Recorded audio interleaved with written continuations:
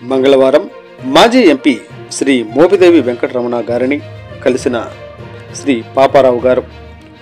విజయవాడ ఉండవల్లిలో మాజీ రాజ్యసభ సభ్యులు శ్రీ మోపిదేవి వెంకటరమణారావు గారిని వారి నివాసంలో మర్యాదపూర్వకంగా కలిసిన Andhra Pradesh Agnikula Kshatriya welfare and development corporation chairman Chilakalapudi Paparao గారు